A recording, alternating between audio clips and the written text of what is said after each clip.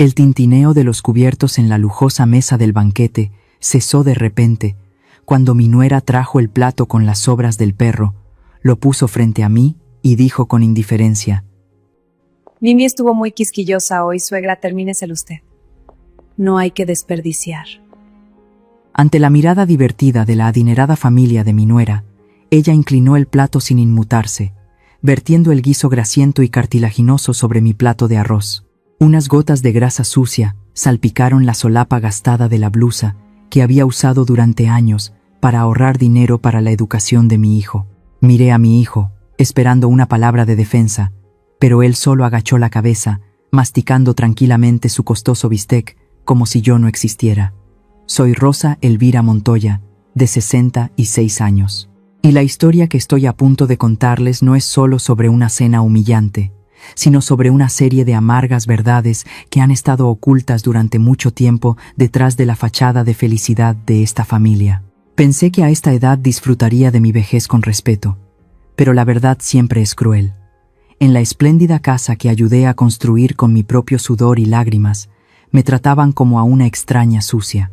El día de la fiesta familiar, recuerdo que Lucía invitó a sus padres, los señores Valenzuela, que siempre me miraban con desdén. También estaban mi hijo, Héctor, y mi nieto, Diego. Me senté a la mesa, escuchando en silencio sus risas, sus brindis y sus conversaciones sobre viajes y dinero. Era como una persona invisible, hasta que Lucía decidió montar una escena para entretener a sus invitados. Se levantó, alisando su caro vestido de seda de Dior. Empezó a recoger los platos sucios. De repente, se detuvo frente al plato de Mimi, la perra consentida de Lucía. Mimi estuvo muy quisquillosa hoy. Suegra, termíneselo usted, no hay que desperdiciar, dijo con una voz dulce como la miel pero llena de veneno, frente a toda la lujosa mesa.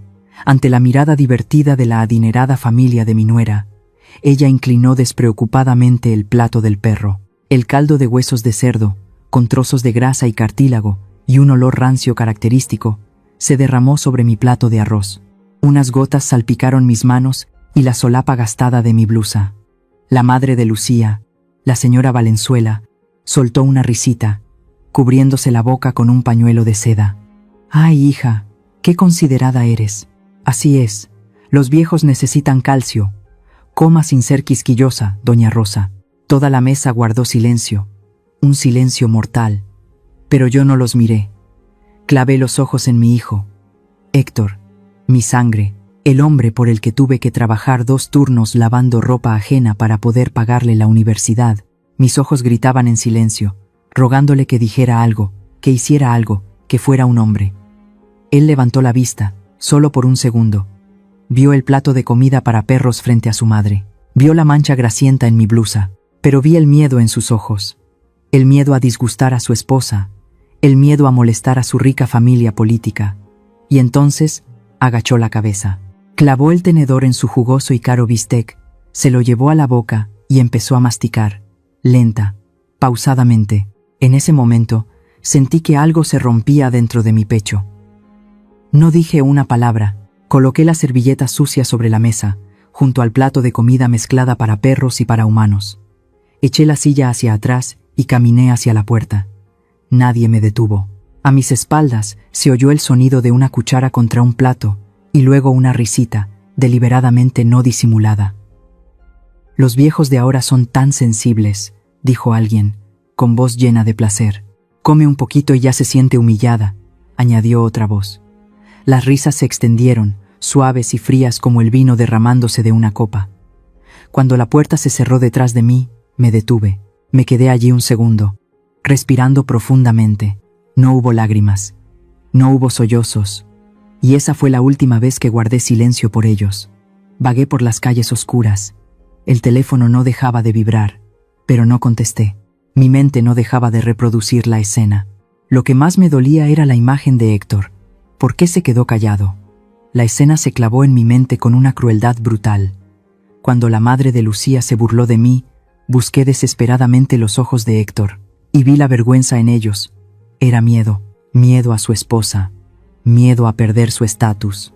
Y entonces, hizo lo imperdonable. Agachó la cabeza, clavó el tenedor en la carne y masticó, Tragó. ¿Cómo pudo tragar? ¿Cómo no se le atragantó la comida en la garganta cuando vio a su madre ser pisoteada?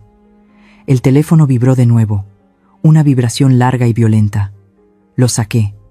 Un nuevo mensaje de Héctor. Un estúpido e ingenuo rayo de esperanza brilló en mí. Quizás se disculpaba. Quizás decía que vendría a buscarme. Abrí el mensaje, y al leerlo, sentí que el último hilo que me unía a él se había cortado para siempre. ¿Qué demonios estás haciendo, mamá? ¿Estás loca? Vuelve ahora mismo y discúlpate con los padres de Lucía. Me estás avergonzando delante de todos. Estás arruinando la cena. Deja de comportarte como una niña y ven a arreglar esto. Ni una palabra de preocupación, ni una pizca de arrepentimiento. Solo egoísmo puro y duro. Mi dignidad destrozada a sus ojos era solo un juego. El hecho de que me dieran las sobras del perro no era tan importante como su vergüenza frente a sus suegros. Solté una risa seca y fuera de lugar en medio de la noche. Así que solo era una molestia vergonzosa, una vieja que no sabía comportarse. Guardé el teléfono. No respondí. Seguí caminando, y supe que esta crueldad no había comenzado hoy. Había echado raíces hace mucho tiempo. Sucedió hace unos 3 meses, en una tarde de martes sombría. El cielo estaba gris, anunciando una lluvia fría. Yo estaba en mi pequeño dormitorio al final del pasillo, mi habitación. Mi estómago rugía de hambre. Ese día, Lucía había pedido comida de un restaurante caro para ella y Héctor. La cocina estaba llena de pizza y alitas de pollo. Cuando tímidamente le pregunté si podía tomar un trozo, me dijo fríamente que la comida ya había sido tirada. Solo unos minutos antes, prefería tirar todo a la basura que darme de comer. Volví a mi habitación. Me acosté en mi estrecha cama, tratando de cerrar los ojos y dormir para olvidar el hambre. Justo en ese momento, la puerta se abrió ligeramente. Diego entró, mi nieto de 7 años. Caminaba de puntillas, con cautela, como si estuviera haciendo algo mal. Sus grandes ojos negros me miraron, con una mezcla de compasión y miedo. En sus pequeñas manos, apretaba algo envuelto en una servilleta de papel arrugada. Se acercó a mi cama y susurró: «Abuela, come. Compré esto en la tienda con mis monedas. No se lo digas a mi mamá». Abrió la servilleta. Dentro había una simple concha de vainilla, ligeramente deformada por haber sido apretada en su cálida mano. Pero para mí, en ese momento, era la comida más deliciosa del mundo. Mis ojos se llenaron de lágrimas. No por el hambre, sino por la ternura de ese niño. Un niño que vivía rodeado de maldad, pero que aún conservaba un corazón puro. «Gracias, mi amor, gracias», dije, con la voz quebrada, extendiendo mi mano temblorosa para recibir el regalo. Pero antes de que mi mano pudiera tocar el pan, la puerta se abrió de golpe. Lucía estaba allí, bloqueando el umbral, como una furia encarnada. No gritó de inmediato. Su silencio era más aterrador. Se acercó rápidamente a nosotros. Antes de que pudiera reaccionar, agarró a Diego firmemente por la muñeca y le dio una fuerte palmada en la mano abierta. El pan salió volando de la mano del niño, cayó al suelo, rodó debajo de la cama, cubriéndose de polvo. Diego gritó de dolor y miedo, apretando su mano enrojecida contra su pecho. Lucía no lo soltó, lo sacudió violentamente por los hombros y gritó, ignorando por completo mi presencia, o tal vez, usándome deliberadamente como lección. «¿Cuántas veces te lo he dicho? No toques la comida del armario sin permiso, y mucho menos para dársela a ella». Diego rompió a llorar. «Pero mamá, la abuela tiene hambre». Lucía se volvió hacia mí. Su rostro estaba desfigurado por el asco. Me miró como si viera una cucaracha arrastrándose sobre su hijo. «No me importa», me señaló con el dedo y siguió gritando. «Escúchame, Diego, no le des de comer a extraños. Esta comida es nuestra, de la familia. Ella no es una de nosotros. ¿Cuántas veces te he dicho que no te acerques a su habitación? Mírala, vieja, enferma, huele a encerrado. Es una mujer sucia. Si juegas con ella, se te pegarán sus malas costumbres y su suciedad. ¿Extraña? ¿Sucia?». Esas 2 palabras se clavaron en mi pecho, más profundo que cualquier cuchillo. Yo, que crié a su marido y cuidé a su hijo mientras ustedes se iban de fiesta. Lucía sacó a Diego de la habitación. El niño lloraba y se volvía a mirarme, con una mirada llena de culpa, como si él fuera el culpable. Antes de cerrar la puerta, Lucía se volvió y me gritó: «¿Y usted? Deje de hacerse la víctima y de incitar a mi hijo a robar comida. Si tiene hambre, cómprela usted misma, si es que todavía tiene dinero». La puerta se cerró de golpe. Me quedé sola en la oscuridad. Debajo de la cama, el pan dulce yacía allí, fuera de mi alcance. Mi hambre física desapareció, reemplazada por un nudo frío y pesado en el estómago. Ustedes que me están escuchando, ¿alguna vez les han respondido a la amabilidad con desprecio? ¿Alguna vez han querido proteger a un nieto, a un ser querido, pero han sido detenidos por el odio de su nuera o yerno, que los ven como extraños en su propia familia? Si entienden de lo que estoy hablando, si alguna vez los han llamado molestia o extraño, por favor, no se queden en silencio. Dejen un comentario o un me gusta. Necesito saber que no estoy sola, que el amor de una abuela nunca es un pecado. Y su apoyo me dará la fuerza para seguir contando lo que pasó después, cuando mi salud me traicionó y su codicia no tuvo límites. Unos días después del incidente del pan, Héctor entró en mi habitación. Esta vez, trajo una silla y se sentó a mi lado. Me tomó la mano. Su mano estaba sudorosa, pero en ese momento, enferma y sola, sentí su contacto como un regalo del cielo. Pensé que mi hijo había vuelto. Pensé que ver a su madre enferma había ablandado el corazón de piedra que Lucía le había forjado. «Mamá», me dijo con una voz suave, casi temblorosa, «no me gusta verte así. He estado pensando mucho. Necesitas mejores cuidados, mejores medicinas. El seguro social es muy lento y no quiero que sufras». Mis ojos se llenaron de lágrimas. Le apreté la mano, agradecida.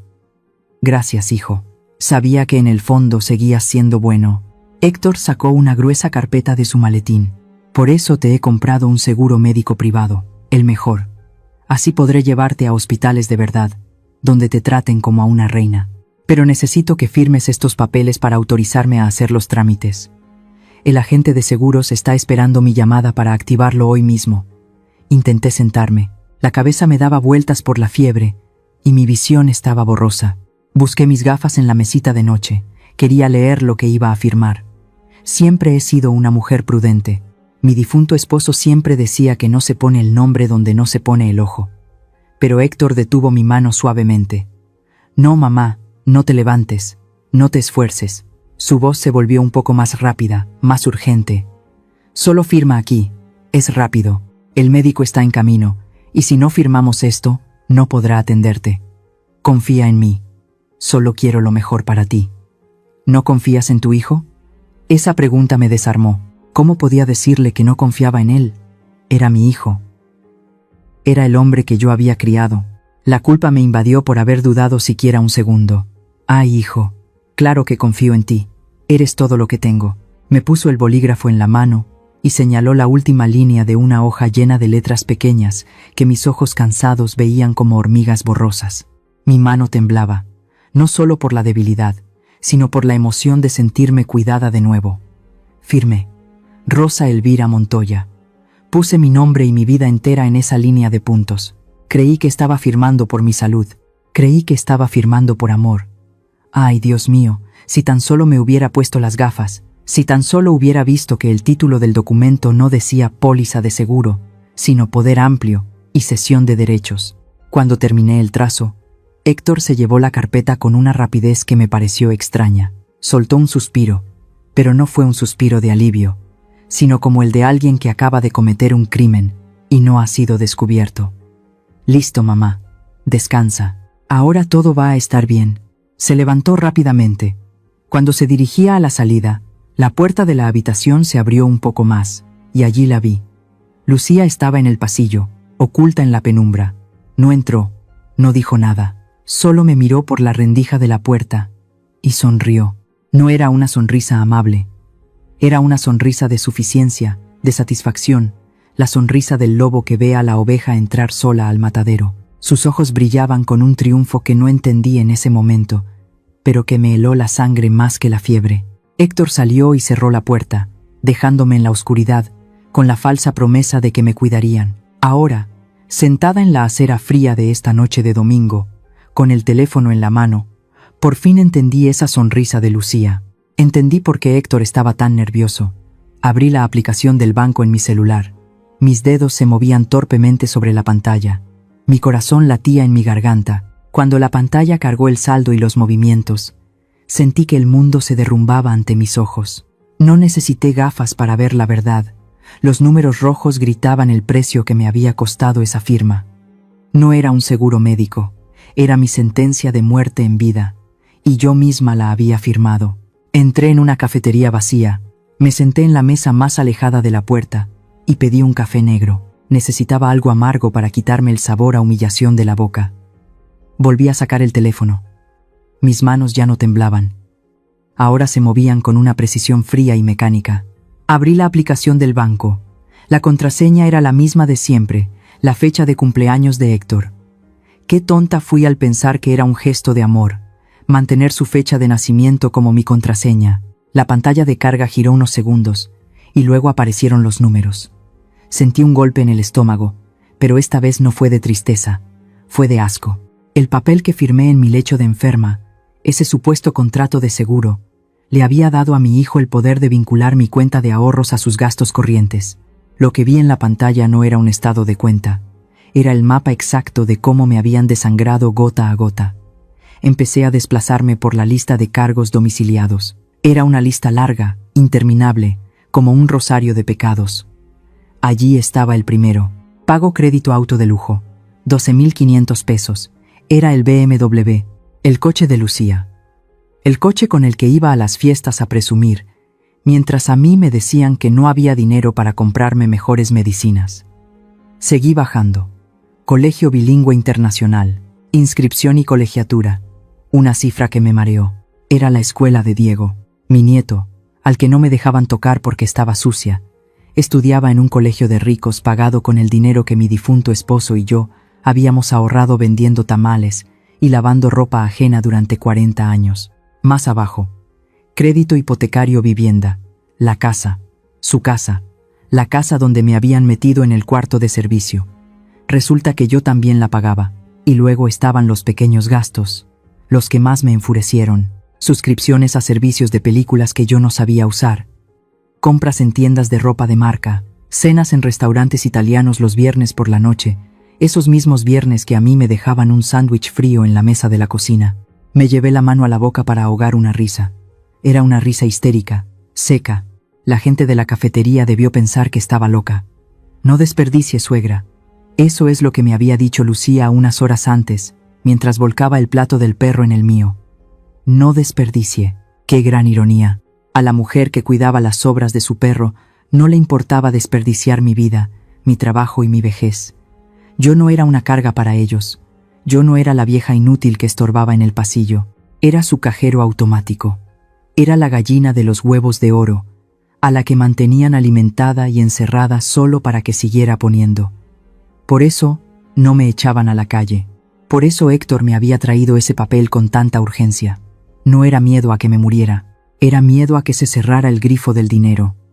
Miré el saldo final. Todavía quedaba algo. Gracias a Dios, mi pensión mensual acababa de llegar, y el fondo de inversión a plazo fijo, que me dejó mi marido protegido, aún no se había liberado del todo. Habían gastado mucho, sí, pero no me habían dejado en la calle. Todavía no. Tomé un largo sorbo de café.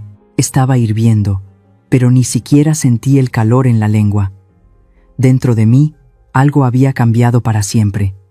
La autocompasión que sentía se había disuelto. La tristeza por la traición de Héctor se había transformado en algo duro y afilado, como un bisturí. Ellos creían que tenían el control porque yo había firmado ese papel, pero habían olvidado un detalle importante. La cuenta original, la cuenta madre de la que salía todo, seguía a mi nombre. Yo era la titular. Ellos solo eran beneficiarios autorizados. Miré el reloj de la pared. Eran las 2 de la madrugada. Perfecto. A esta hora, los sistemas bancarios hacen sus cortes. A esta hora, la gente decente duerme y los ladrones descansan, confiados en que sus víctimas siguen llorando en la oscuridad. Puse el teléfono sobre la mesa y me troné los nudillos. Ya no era Doña Rosa, la viejita que se sentaba en un rincón. Ahora era Rosa Elvira Montoya, la dueña de cada centavo que había mantenido su falsa vida de millonarios. Era hora de cortarles el suministro, a ver cuánto les duraba el amor y el estatus cuando las tarjetas dijeran fondos insuficientes. Tomé otro sorbo de café, ahora frío. El amargor me ayudó a concentrarme. En la pantalla del celular, los números de mi cuenta brillaban con una luz azulada que parecía burlarse de mí, pero ya no sentía miedo. Lo que sentía era un impulso eléctrico, una claridad repentina que guiaba mis dedos. No soy una experta en tecnología. Héctor siempre me decía que era una inútil con los aparatos, que era mejor que él se encargara de todo. Ahora entendía que no era por mi torpeza, sino por su conveniencia, pero la necesidad es la mejor maestra. Entré en el menú de tarjetas. Ahí estaba la tarjeta de crédito platino, la extensión que Lucía llevaba en su cartera como un trofeo. Seleccioné la opción de configuración. Mis dedos, arrugados y manchados por el sol, se movían con una firmeza que no había tenido en años. Reportar por robo o extravío. El sistema me pidió confirmación. No dudé, ni un solo segundo. Pulsé aceptar. Un aviso verde apareció en la pantalla. Tarjeta bloqueada con éxito. Su nuevo plástico será enviado a su domicilio. Sentí un alivio físico, como si me hubieran quitado una piedra de la espalda. Con ese simple toque, acababa de cortarle las manos a Lucía. Ya no podría comprar, ya no podría presumir, ya no podría humillarme con mi propio dinero. Continué con la tarjeta de débito de Héctor, la que usaba para pagar el coche y la colegiatura. Hice lo mismo. Reportar por robo. Bloqueo inmediato. Luego fui a la sección de transferencias programadas. Ahí estaba la hipoteca. Intenté cancelarla, pero la aplicación me pedía un token de seguridad que no tenía a la mano. No importaba. Si las cuentas quedaban congeladas por el reporte de robo, el banco no podría cobrar nada. El sistema rechazaría cualquier intento de cargo automático. Me sentí poderosa. Era una sensación embriagadora.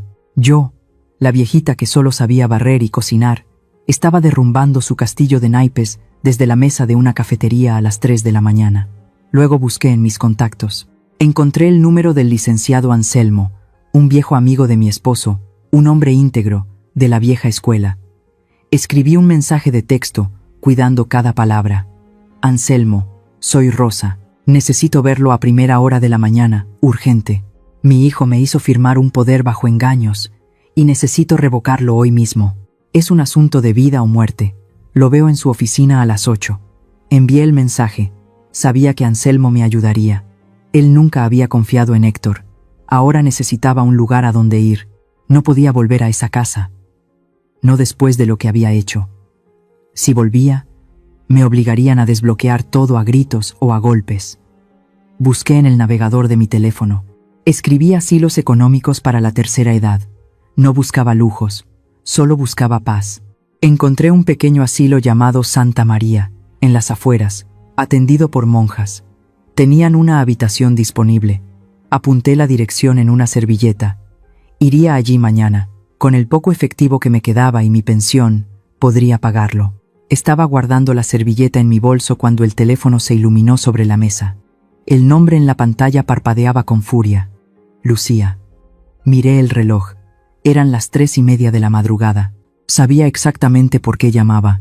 Seguramente, después de la discusión y mi partida, Lucía había intentado calmar su ira de la única manera que sabía, gastando dinero. Quizás estaba tratando de comprar ropa cara en alguna tienda en línea, o tal vez estaba reservando un viaje para demostrarse a sí misma que todavía tenía el control. Pero la tarjeta, sin duda, había sido rechazada. Imaginé su rostro.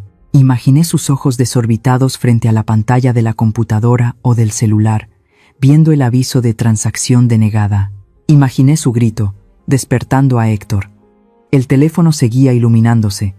Lucía, Lucía, Lucía. Era una llamada desesperada. Una llamada de pánico. Sabía que si la tarjeta no pasaba, su mundo de fantasía se acababa. No contesté. Me quedé mirando el aparato vibrando sobre la mesa de formica. Podía sentir su rabia a través de la línea. Podía sentir su miedo. Por primera vez en años, el miedo era de ellos, no mío. Con un movimiento lento y deliberado, extendí la mano y puse el teléfono boca abajo. La luz de la pantalla quedó oculta por la mesa. El zumbido continuó unos segundos más, y luego se detuvo. Silencio. Miré por la ventana de la cafetería.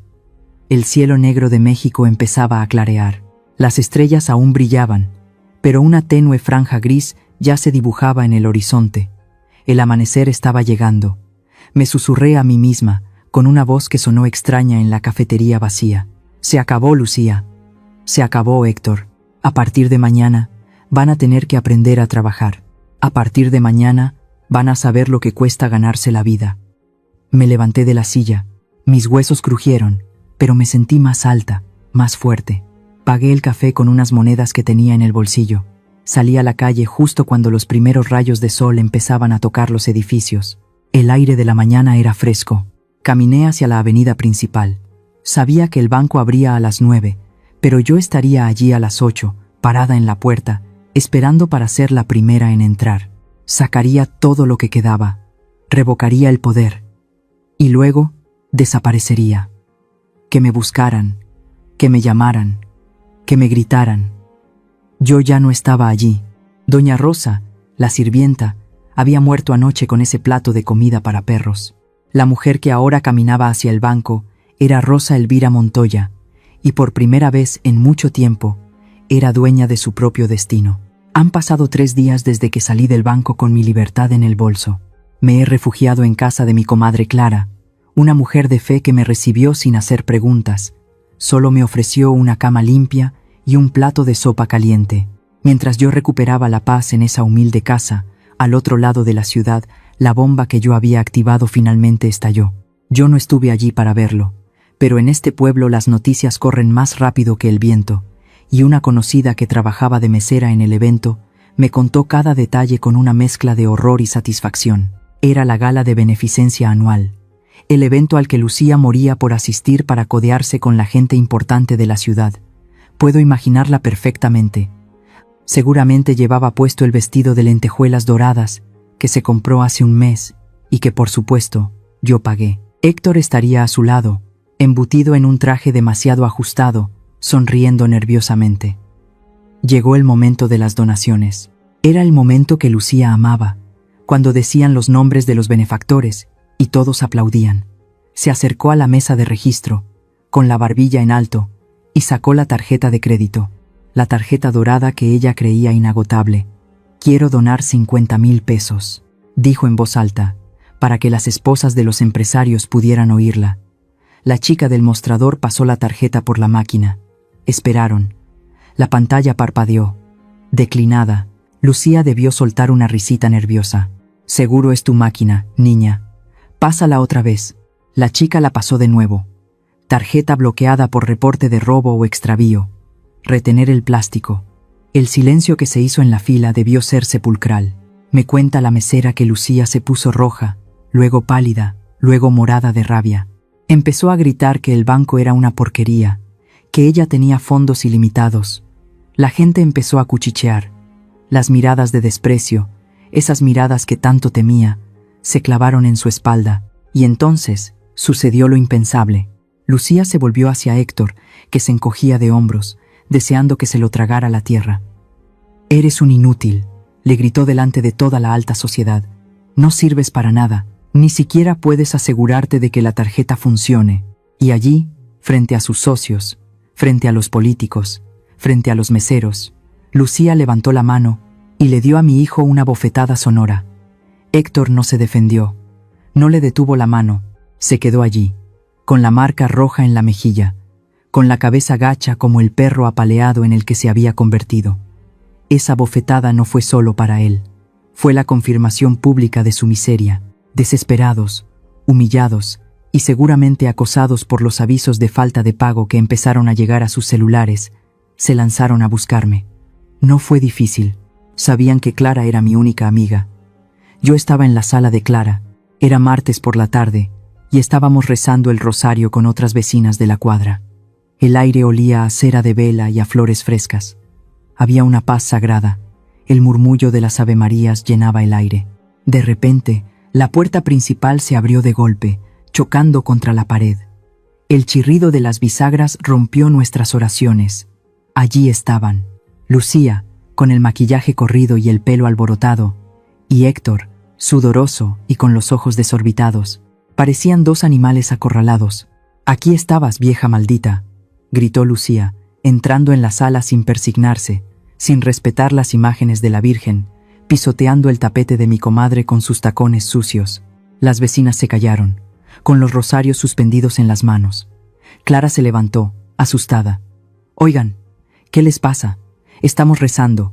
Respeten la casa de Dios. A Lucía no le importaba ni Dios ni el diablo. Se abalanzó hacia mí.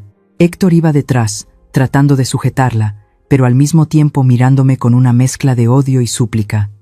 «¡Tú nos hiciste esto!», gritó mi nuera, señalándome con un dedo que temblaba de rabia. «Bloqueaste las cuentas.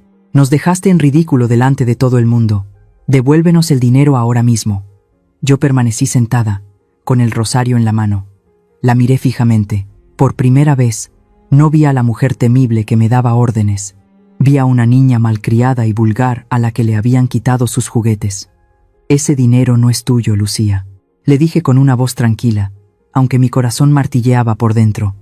«Es dinero que mi esposo y yo ganamos». Y se acabó. Se puso morada. Se acercó tanto que pude oler su aliento agrio. «Es el dinero de mi esposo. Él es tu hijo. Tú solo eres una vieja arrimada. ¿Qué hiciste con los ahorros? ¿A dónde los transferiste?». Y entonces soltó la frase que hizo que hasta las vecinas más chismosas soltaran un grito de asombro. «Seguro te lo estás gastando con algún amante, ¿verdad? Vieja rabo verde. ¿Por eso te escondes aquí? ¿Para revolcarte con alguien mientras nosotros perdemos la casa? Dámelo que es mío». Héctor se adelantó. Me agarró del brazo. Su agarre era fuerte, doloroso. «Mamá, ya basta de locuras. Vámonos a la casa. Tienes que firmar para desbloquear las cuentas. El banco dice que solo tú puedes hacerlo en persona. Vamos, no me obligues a usar la fuerza». Sentí sus dedos clavándose en mi carne flácida. Miré la mano de mi hijo, la mano que yo besaba cuando era un bebé. Ahora me estaba lastimando para complacer a la mujer que acababa de abofetearlo delante de todo el mundo. Me zafé de un tirón. Me puse de pie. A pesar de mi estatura y mi edad, en ese momento me sentí una gigante, y ellos se veían pequeños. «Suéltame», grité. Mi voz retumbó en las 4 paredes. «No voy a ir a ninguna parte. Y tú, Héctor, deberías avergonzarte. Entras en casa ajena, interrumpes una oración, y dejas que esta mujer insulte a tu madre. Lárguense, lárguense antes de que llame a la policía». Las vecinas se levantaron como un solo bloque. Eran mujeres mayores, como yo, pero la indignación les dio fuerza. Rodearon a Lucía y a Héctor, empujándolos hacia la salida con sus cuerpos, murmurando condenas. «Fuera, malagradecidos. Herejes». Héctor retrocedió, asustado por la turba de ancianas furiosas. Lucía intentó resistirse, pero se dio cuenta de que había perdido. Me lanzó una última mirada de odio. «Te vas a arrepentir, Rosa. Te vas a morir sola y podrida en la miseria. Y cuando pidas ayuda, no estaremos ahí». Se dieron la vuelta y se fueron, llevándose su derrota y su vergüenza. Cuando la puerta se cerró y el silencio volvió, me flaquearon las piernas. Me dejé caer en el sofá. Clara me abrazó. No lloré. Ya no me quedaban lágrimas para ellos. Solo sentí un frío inmenso al darme cuenta de que mis propios hijos me habían declarado la guerra. Si has llegado hasta aquí y has sentido mi dolor, por favor, comenta con un número 1 abajo. Hazme saber que hay compañeros de viaje en esta travesía. Su presencia es mi mayor fortaleza para contar el final de esta historia. Dicen que cuando el diablo te quiere atrapar, no se aparece con cuernos y cola, sino disfrazado de todo lo que siempre has deseado. Para Lucía, el diablo llegó en un traje de lino italiano y conduciendo un deportivo rojo. Se llamaba Mateo. Yo había oído hablar de él. Era el exnovio de Lucía, del que ella hablaba pestes cuando se casó con mi hijo. Pero ahora, en medio de su ruina, empezó a verlo con otros ojos. Mateo reapareció en sus vidas apenas una semana después de que les corté el dinero. Se encontraron casualmente en un centro comercial, aunque yo sé que en este pueblo las casualidades las fabrica el interés. Mateo ya no era el muchacho holgazán del barrio. Ahora se presentaba como un exitoso desarrollador inmobiliario. Decía que construía torres de apartamentos en la playa y que sus inversionistas estaban ganando millones sin mover un dedo. Por supuesto, todo era mentira. Era un espejismo brillante, una burbuja de jabón a punto de estallar. Pero Lucía, cegada por la humillación de la tarjeta rechazada y la bofetada pública, no vio el peligro. Solo vio una salida rápida para recuperar su estatus y, de paso, restregarme su éxito en la cara. La codicia es mala consejera, pero la codicia mezclada con el rencor es una sentencia de muerte. Me contaron que se reunieron en un restaurante que todavía les fiaba. Mateo puso sobre la mesa unos planos llenos de colores y unas proyecciones financieras que prometían triplicar el dinero en 3 meses. Les habló de un proyecto exclusivo, una oportunidad única, solo para amigos íntimos. Héctor dudaba. Mi hijo, a pesar de su cobardía, siempre le tuvo miedo al dinero ajeno. Sabía que sin mi cuenta de respaldo, no tenían capital para invertir. Los bancos ya no le prestaban ni un centavo porque yo había reportado todo como robado. Estaban en la lista negra. Pero Lucía no pensaba dejar pasar la oportunidad.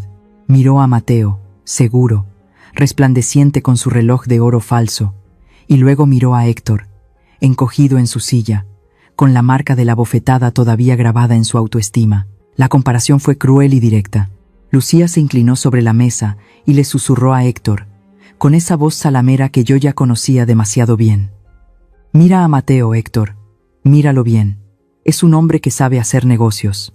Ha triunfado, no como tú que solo dependes de la lástima de tu madre loca. Mateo es rico, poderoso.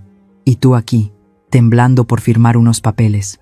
Héctor agachó la cabeza, humillado una vez más. Pero no tenemos dinero, Lucía. Los bancos no me prestan. Mi mamá bloqueó todo, dijo con voz temblorosa.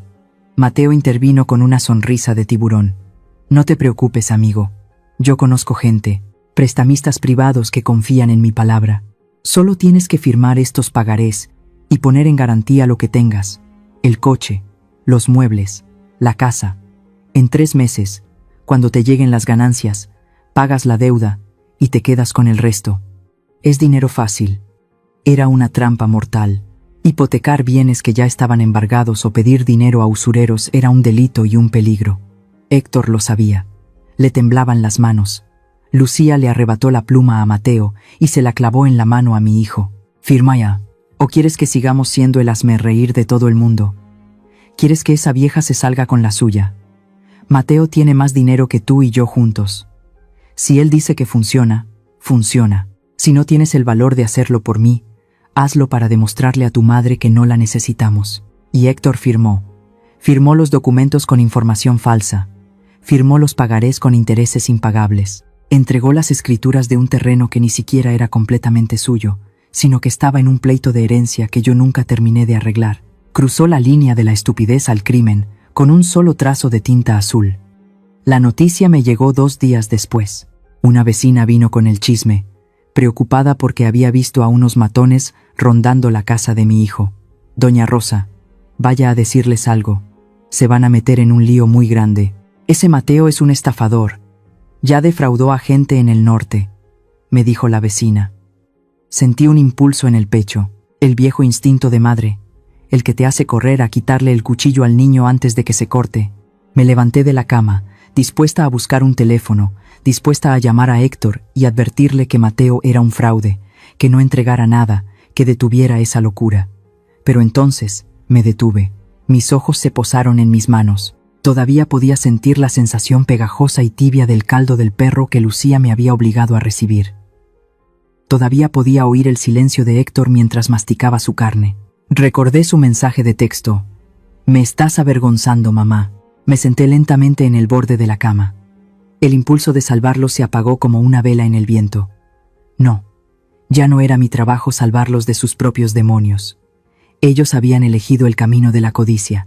Habían despreciado el pan seguro que yo les daba para perseguir las migajas de oro que un extraño les ofrecía. Si Héctor quería jugar al empresario arriesgado para complacer a su esposa, tendría que aprender a asumir las consecuencias como un hombre. Miré a la vecina y negué con la cabeza. No, mija, no voy a ir, le dije con voz tranquila. Ya están grandes. Sembraron vientos. Ahora que cosechen tempestades. Yo ya no tengo nada que ver en eso. La vecina se persignó, asustada de mi frialdad, pero yo no sentí culpa. Solo sentí una extraña paz al saber que la justicia divina a veces llega en un deportivo y con un traje italiano. Todo se derrumbó un martes por la mañana. El espejismo de riqueza de Lucía duró lo que un suspiro en una tormenta. Tal como yo había previsto, el tal Mateo se esfumó sin dejar rastro. Desapareció de la noche a la mañana, llevándose el dinero del préstamo, los papeles falsos y el poco de dignidad que le quedaba a mi familia. Las oficinas de lujo resultaron ser rentadas por día y el teléfono mandaba directo a buzón de voz. No necesité ir a ver el desastre para saber qué estaba sucediendo. Las noticias llegaron a la puerta de mi refugio, en la forma de un Héctor destrozado. Primero, los cobradores llegaron a su casa. No eran los del banco, que mandan cartas amables. Eran los otros, los que prestan dinero con intereses de sangre. Me contaron que se llevaron el BMW de Lucía en una grúa, mientras ella gritaba histérica en la acera, todavía en pijama, viendo cómo su símbolo de estatus se alejaba para siempre. Luego, los avisos de embargo llegaron a la puerta de la casa que mi esposo y yo construimos ladrillo a ladrillo. Ahora tenía pegatinas naranjas de clausurado por orden judicial. Héctor vino a buscarme cuando ya había caído el sol.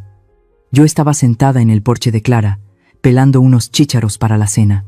Lo vi venir desde lejos. Arrastraba los pies, sin abrigo, con la camisa arrugada y pegada de sudor. Ya no parecía el empresario que pretendía ser. Parecía un niño perdido y asustado. Se arrodilló frente a mí, sin importarle que el piso fuera de tierra. Me tomó las manos con desesperación. Sus palmas estaban frías y pegajosas. «Mamá, por favor, tienes que ayudarnos», dijo con la voz ahogada, llena de lágrimas y mocos. «Nos van a quitar la casa, mamá. Nos van a dejar en la calle. Mateo nos robó todo. Los usureros dicen que si no pagamos para mañana, nos van a hacer daño. Tengo miedo, mamá. Tengo mucho miedo». Lo miré desde arriba. Hace una semana, este mismo hombre me había abandonado en la calle para no avergonzar a su esposa. Ahora, volvía a ser mi niño pequeño, buscando la falda de su madre. Pero yo ya no tenía faldas para esconderlo. «¿Y qué quieres que haga, Héctor?», le pregunté con una calma que me sorprendió a mí misma. «Soy una vieja inútil, ¿recuerdas? Soy una carga. No tengo dinero. Tú y tu esposa se encargaron de recordármelo todos los días». Héctor levantó la cara. Sus ojos brillaron con una esperanza enfermiza. «No, mamá. Tú siempre tienes algo guardado. Sé que tienes la cuenta de ahorros del abuelo. La cuenta vieja que nunca tocabas. La del fondo de retiro. Seguro que ahí hay dinero, lo suficiente para detener el embargo y pagar los intereses. Por favor, mamá, dámelo. Te juro por Dios que te lo devolveremos. Te juro que si nos salvas de esta, te cuidaré hasta el último de tus días. Volverás a la casa, tendrás tu cuarto, te trataremos como a una reina. Te lo prometo». Sus promesas me dieron náuseas. Eran las mismas viejas mentiras. «Que me cuidaría», decía. «Como me cuidó cuando me dio la comida del perro. Como me cuidó cuando me hizo firmar mi sentencia médica». Me zafé de su agarre y me puse de pie. «Espérame aquí», le dije. Entré en la casa, fui a mi pequeña cama y saqué de debajo de la almohada una vieja caja de galletas. Una de esas latas oxidadas donde las abuelas guardan sus hilos y agujas. Pero esta vez no tenía costuras. Salí al porche y me senté de nuevo. Héctor miraba la caja como si fuera el santo grial. Sus ojos devoraban el metal oxidado, calculando cuánto dinero habría dentro. Seguramente imaginaba fajos de billetes, centenarios de oro, o la libreta del banco con los ahorros de 40 años de trabajo de su padre. «Toma», le dije, entregándole la caja. «Ábrela. Es lo que guardé para mi vejez». Héctor tomó la caja con manos temblorosas. Casi se le cae de la emoción. Con torpeza, levantó la tapa de metal. Su rostro cambió al instante. La esperanza se convirtió en desconcierto, y luego en un horror mudo. Dentro de la caja no había dinero, no había joyas, solo había dos cosas. Primero, un montón de pedazos de cerámica rota. Eran los trozos del plato que usé en esa última cena. Los había recogido de la basura antes de irme. Eran los pedazos de mi dignidad, todavía manchados con la grasa seca de aquella infame sopa, y encima de los trozos estaba la libreta de ahorros. Héctor la tomó rápidamente, ignorando la cerámica. La abrió buscando la página del saldo final. Sus ojos recorrieron las cifras. Saldo total, 0 pesos. Fecha de retiro, lunes 8:05 a.m.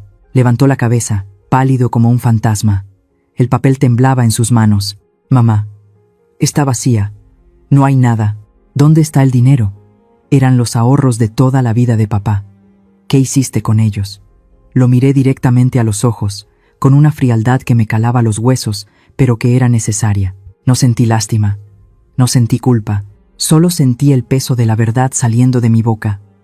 Me lo gasté hasta el último centavo, Héctor. Le respondí lentamente, para que lo entendiera bien. Fui al banco el lunes a primera hora, antes de que tú y tu esposa se despertaran de su borrachera de soberbia. Lo saqué todo. Pagué por adelantado un asilo decente, doné una parte a la iglesia y usé el resto para asegurarme de que nunca más tenga que pedirles ni un vaso de agua. Él negaba con la cabeza, sin creerlo. ¿Pero por qué? Ese dinero pudo haber salvado la casa. Pudo habernos salvado. ¿Por qué lo tiraste así? Me incliné hacia él y señalé los pedazos de plato roto en la caja. No lo tiré, hijo. Lo invertí. Usé ese dinero para comprar lo único que ustedes me quitaron y que nunca pensaban devolverme. Hice una pausa, dejando que el aire de la tarde se llevara sus últimas esperanzas. Compré mi dignidad, Héctor. Compré mi libertad. Y salió cara, hijo, muy cara. Me costó todo lo que tenía tu padre, pero valió la pena. Así que no, ya no hay dinero para ti. Ese saldo en ceros es el precio de haberme dado de comer las sobras de tu perro. Héctor dejó caer el libro al suelo. Se quedó mirando los trozos de cerámica, comprendiendo por fin que el plato que se rompió ese domingo no era solo un utensilio de cocina. Era su vida entera. Ahora levántate y vete, le ordené, volviendo a tomar mis chícharos. Los cobradores te están esperando, y esta vez no tienes a tu mamá para que pague tus cuentas. Héctor se levantó como un sonámbulo. No dijo nada más. Se dio la vuelta y se perdió en la oscuridad de la calle, llevándose la certeza de que estaba completamente solo en el infierno que él mismo había ayudado a crear. Dicen que la verdad nos hace libres, pero a veces la verdad es un ácido que te quema la piel hasta dejarte en los huesos. Creí que había visto todo el dolor que mi hijo podía soportar, pero estaba equivocada. Faltaba el último golpe, el que no venía de los bancos ni de los embargos, sino de su propia sangre. Todo sucedió en las frías oficinas del Ministerio Público. Como yo era la principal víctima del fraude del poder notarial, el fiscal me citó para estar presente cuando confrontaran a Héctor y a Lucía con las últimas pruebas. La investigación sobre la estafa inmobiliaria de Mateo había destapado una cloaca mucho más profunda. Resultó que para obtener los préstamos ilegales, Héctor había puesto como garantía un fideicomiso a nombre de mi nieto Diego, declarando que él era el padre biológico y tutor legal. Pero Mateo, el estafador, no solo se había fugado con el dinero, había dejado una serie de documentos para protegerse, pruebas de que él tenía derechos sobre ese fideicomiso. La policía, sospechando de un posible tráfico de influencias o robo de identidad, ordenó una prueba de ADN de emergencia para verificar el parentesco y la propiedad de los bienes. Estábamos en esa sala gris, con una luz blanca que lastimaba los ojos. Héctor estaba sentado a un lado, esposado, con la cabeza gacha. Lucía estaba en el otro extremo, todavía con esa actitud de falsa soberbia, aunque las muñecas las tenía marcadas por el metal. El fiscal, un hombre calvo y severo, abrió un sobre amarillo y sacó una simple hoja de papel. Señor Héctor, señora Lucía, tenemos los resultados del laboratorio forense. Héctor levantó la cabeza, confundido. ¿Para qué es eso?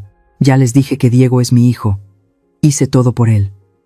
El fiscal negó con la cabeza y deslizó el papel por la mesa hasta que quedó frente a los ojos de mi hijo.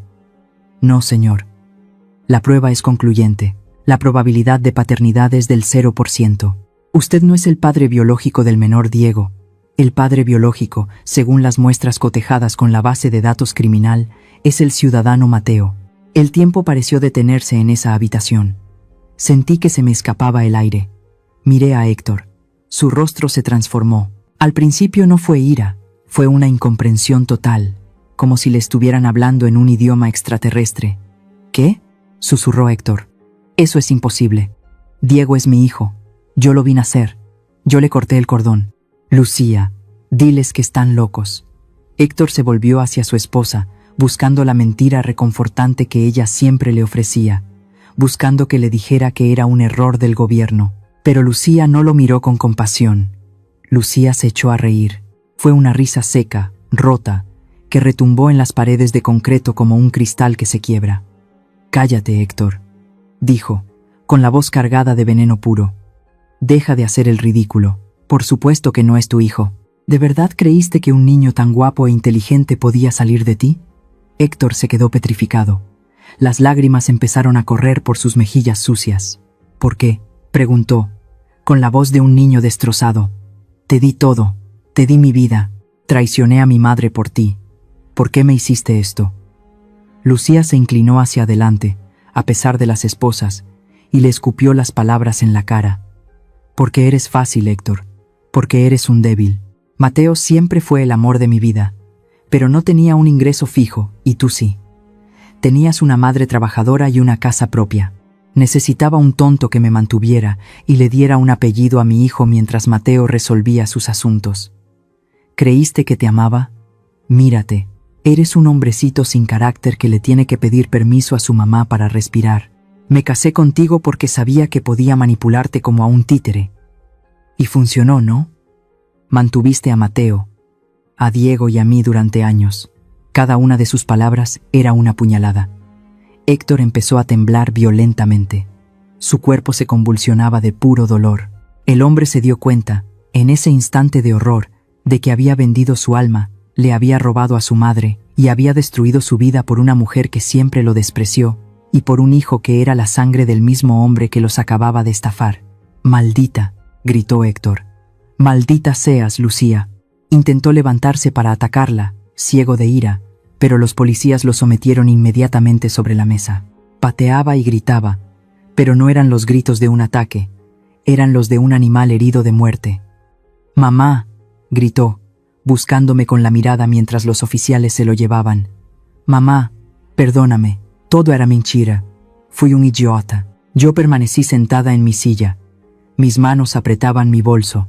Sentí una tristeza infinita, una tristeza oscura y profunda, pero no me moví, no corría a abrazarlo. Era demasiado tarde para eso. El daño estaba hecho, y la lección se había aprendido con sangre. El fiscal hizo una seña, y se llevaron a Lucía también. Ya no se reía.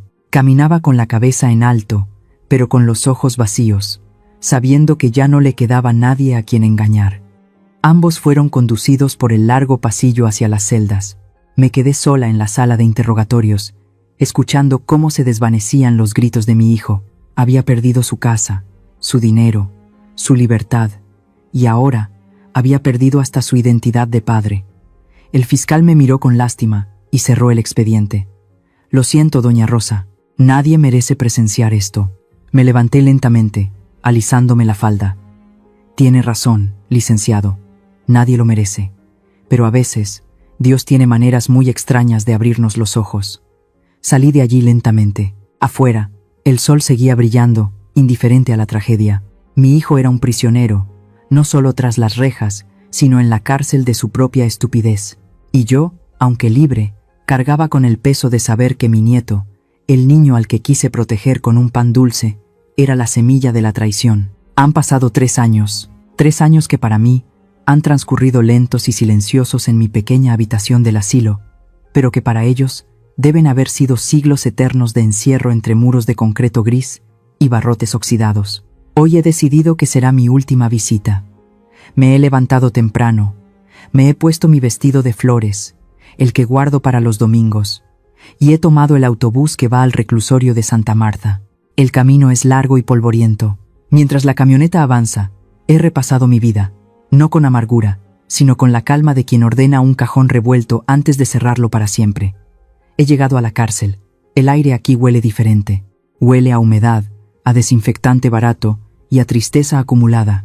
Mientras esperaba mi turno en la fila de revisión, escuché los murmullos de otras madres y esposas. Aquí las noticias corren más rápido que el viento. Oí el nombre de Lucía. Dicen que la vida le ha cobrado cada lágrima que me hizo derramar, y con intereses. Me contaron que las otras reclusas, mujeres duras que no perdonan ni la soberbia ni la traición, la han tomado de sirvienta. Dicen que la obligan a lavar la ropa ajena a cambio de protección, y que muchas veces, a la hora de la comida, le quitan su ración y la dejan solo con las sobras frías que las demás tiran al suelo.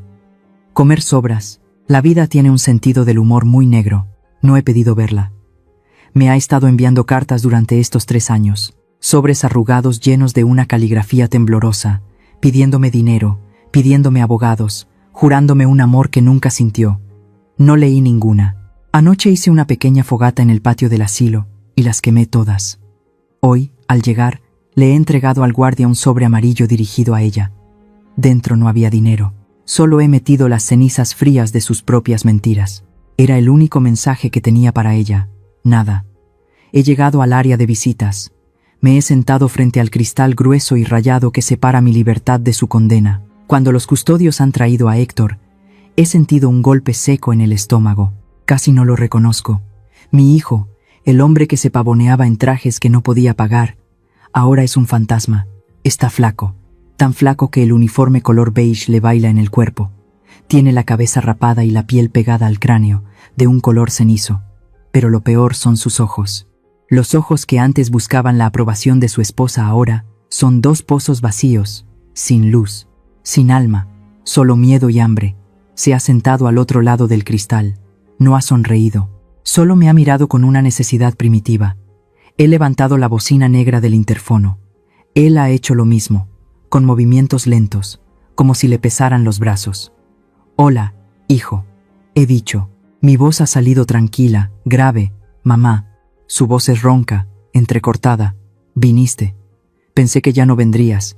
Tengo hambre, mamá. Tengo mucha hambre. La comida de aquí sabe a tierra. Nadie me ayuda. Estoy solo». Lo he mirado con una lástima lejana. Ya no sentí el impulso de correr a abrazarlo. Solo sentí la compasión que se siente por un animal herido que agoniza a la orilla del camino. He deslizado por la pequeña charola de transferencia un recipiente de plástico transparente que preparé desde la madrugada. Dentro había un caldo de res con hueso, con verduras finamente picadas, limpio, nutritivo. El platillo que fue mi instrumento de humillación ahora era mi ofrenda de despedida. Héctor ha mirado el plato de sopa. Se le han aguado los ojos. Ha pegado las manos al cristal como si quisiera atravesarlo para devorar lo que había dentro. Ha abierto el recipiente con dedos torpes, desesperados. El vapor ha subido, empañando un poco el cristal. «Come, Héctor». Le he dicho suavemente por la bocina. «Está limpio. Está caliente. Te lo preparé yo misma». Ha asentido frenéticamente. Se ha llevado una cucharada enorme a la boca, ensuciándose la barbilla, tragando sin masticar. Lo he observado comer. Comía con desesperación, encorvado, protegiendo el plato con el brazo como si alguien fuera a robárselo. Verlo así me ha confirmado que mi hijo, el que yo crié, se perdió hace mucho tiempo. «No desperdicies nada, hijo». He susurrado esas palabras. «Cómetelo todo, que no quede ni una gota». Héctor se ha detenido un segundo, con la cuchara en el aire, y me ha mirado con los ojos de un perro apaleado. «Es la última vez que te traigo comida, Héctor». He dicho la frase lentamente, para que calara hondo. Ya estoy vieja. El viaje es muy largo, y mis huesos ya no aguantan. No puedo venir más. El pánico ha inundado su rostro. Ha negado con la cabeza, derramando un poco de caldo sobre la mesa. «No, mamá. No digas eso. No me dejes. Eres lo único que tengo. Lucía ni siquiera me habla. Los otros presos me roban los zapatos. Si no vienes, me voy a morir aquí. Perdóname, mamá. Te lo ruego». He suspirado. Ha sido un suspiro que ha vaciado los últimos restos de tristeza de mis pulmones. «Estás solo desde hace mucho tiempo, hijo. Estabas solo cuando elegiste humillar a tu madre para complacer a una mujer que te despreciaba. Estabas solo cuando decidiste vivir una mentira. Ahora, solo estás en la casa que tú mismo construiste». Héctor ha empezado a llorar. Un llanto feo, ruidoso, con la boca abierta y llena de comida. Se ha golpeado suavemente la cabeza contra el cristal. «Come, Héctor. Se te va a enfriar». Le he ordenado con firmeza, pero sin gritar. «Termínatelo. Ahora sí. Nadie te lo va a pelear. Nadie te lo va a quitar. Y escúchame bien, hijo. Yo ya no estoy aquí para limpiarte la boca. Ya no estoy aquí para recoger los platos rotos que tiras al suelo. Me he levantado de la silla de metal. Mis piernas se han sentido firmes. Ahora te toca a ti, Héctor. Tienes que aprender a cuidarte solo. Tienes que aprender a vivir con lo que tienes. He colgado el teléfono. El golpe del plástico ha marcado el final. Héctor gritaba algo detrás del cristal, golpeándolo con las palmas abiertas, llorando, suplicando.